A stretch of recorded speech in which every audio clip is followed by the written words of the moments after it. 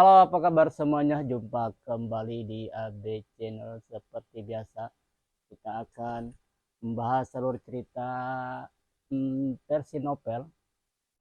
Kita lanjutkan untuk video berikutnya ya di bab 1365. Jadi alur ceritanya ini masih di episode 160 ya. Jadi babnya itu di bab 1365. Ya, buat teman-teman silakan disimak videonya.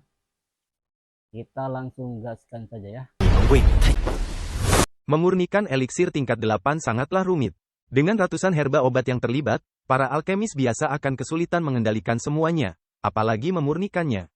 Tentu saja, kekuatan jiwa Xiaoyan, seluas lautan, sama sekali tidak menjadi masalah. Satu demi satu, ramuan tingkat tinggi yang belum pernah didengar oleh sebagian besar alkemis yang hadir dimasukkan ke dalam kuali obat.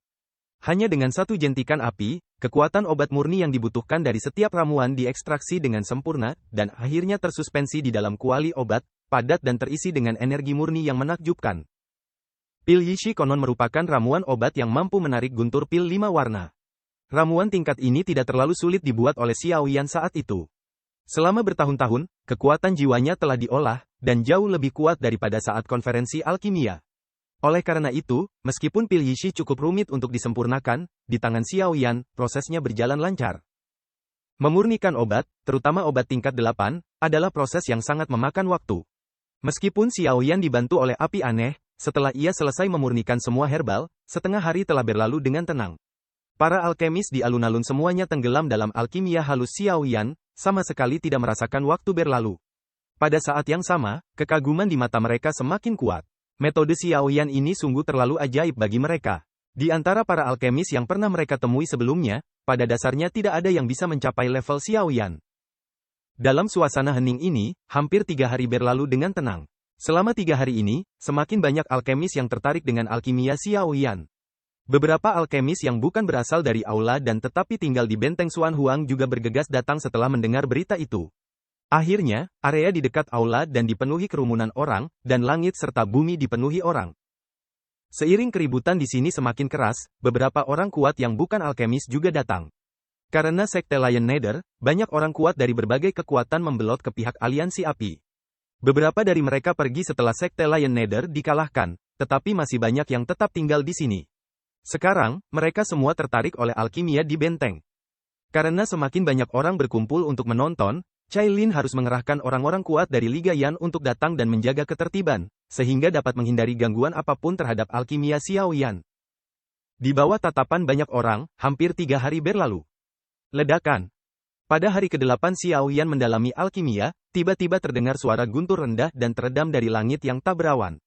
Bahkan mereka yang memiliki persepsi tajam pun langsung menyadari bahwa energi antara langit dan bumi tiba-tiba bergejolak. Saat semua orang mulai sedikit gelisah, awan gelap tebal tiba-tiba muncul di langit tanpa peringatan apapun, dan samar-samar, kilat ular keperakan menyambarnya. Melihat perubahan mendadak dari langit cerah menjadi awan petir yang pekat, benteng Xuan Huang berada dalam kekacauan. Ekspresi banyak prajurit yang kuat berubah drastis. Mereka bisa merasakan energi mengerikan yang terkandung dalam awan petir. Jika dibiarkan turun, benteng Xuan Huang akan hampir hancur setengahnya. Saat benteng Xuan Huang bergejolak, Xiaoyan, yang telah duduk bersila di atas panggung batu dengan mata terpejam selama beberapa hari, perlahan membuka matanya. Saat itu, awan petir di langit seolah ditarik oleh suatu kekuatan. Awan-awan itu bergejolak dan berangsur-angsur menjadi lebih terang. Dalam waktu kurang dari 2 menit, awan petir hitam pekat itu berubah menjadi awan 5 warna yang menyilaukan di depan mata orang-orang yang tercengang. Apakah ini dan Lei berwarna-warni yang legendaris? Melihat awan petir 5 warna di langit, semua alkemis yang hadir menunjukkan raut wajah penuh kesalehan dan fanatisme. Banyak alkemis yang berusaha sekuat tenaga sepanjang hidup mereka untuk menarik petir semacam ini. Itu benar-benar guntur pil 5 warna. Guhe dan Fama menatap langit. Guhe menghela napas pelan dan menatap sosok kurus itu. Ia merasa sedikit frustrasi. Pantas saja Yun selalu mencintainya. Guhe yakin ia tak akan bisa mencapai bakat seperti itu. Ledakan. Saat awan petir bergulung di atas langit, badai petir yang tiba-tiba dan dahsyat terdengar, dan awan-awan tiba-tiba terkoyak.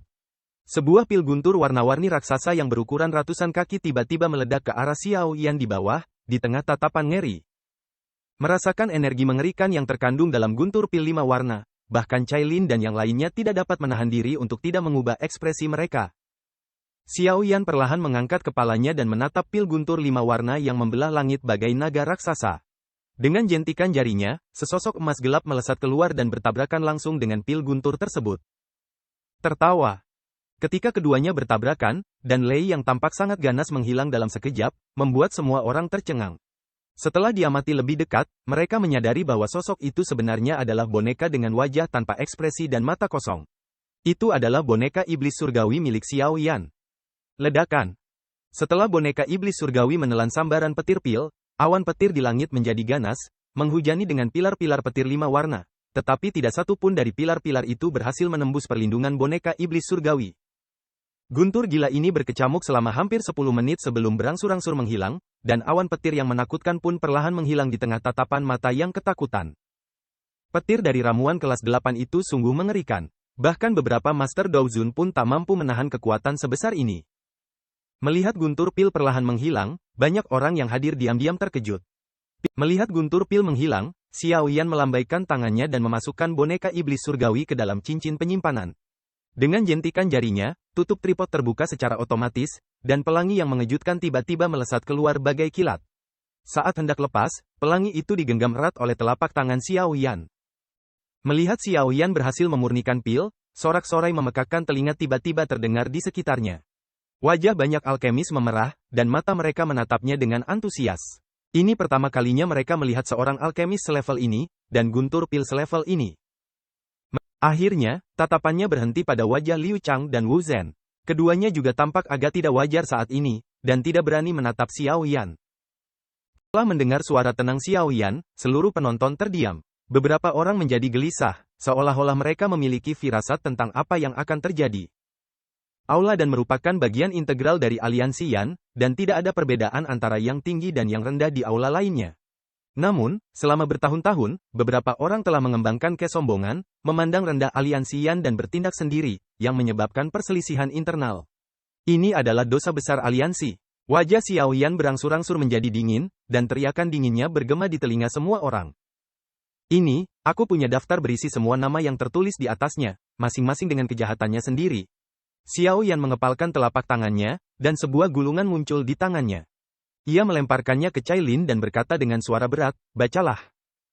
Mendengar suara Xiao Yan yang dalam, banyak orang gemetar ketakutan dan merasakan hawa dingin di hati mereka. Cailin mengambil gulungan itu dan menyapukan pandangan dinginnya yang indah ke sekeliling.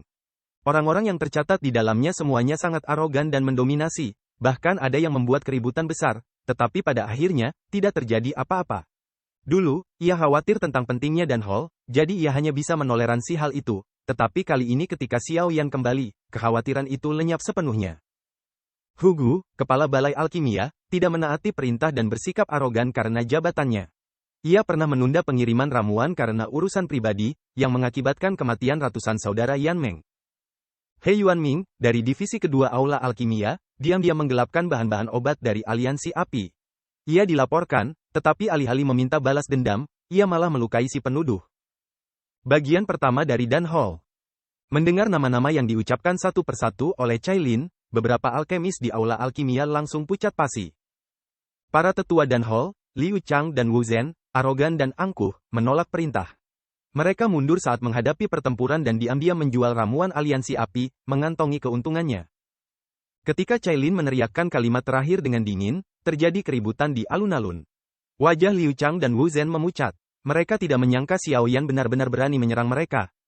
Negara ini punya hukumnya sendiri, dan aliansi ini punya aturannya sendiri.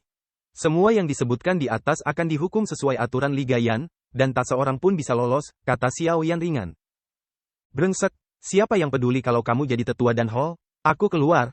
Wajah Liu Chang dan Wu Zhen memucat sesaat. Setelah beberapa saat, mereka mencibir, berdiri, dan berteriak, ada yang mau ikut kita. Mendengar teriakannya, para alkemis di alun-alun saling berpandangan. Akhirnya, beberapa orang kepercayaan kedua pria itu dan mereka yang namanya dipanggil sebelumnya dan tahu bahwa mereka akan sial jika tetap tinggal, semuanya bergegas keluar dan mengikuti Liu Chang dan yang lainnya. Melihat orang-orang ini, Liu Chang dan Wu Zhen tak kuasa menahan senyum kemenangan. Mereka memandang Xiao Yan dan berkata, Tuan pemimpin aliansi, kalau kita tidak bisa tinggal di sini, kita bisa cari tempat tinggal lain. Selamat tinggal.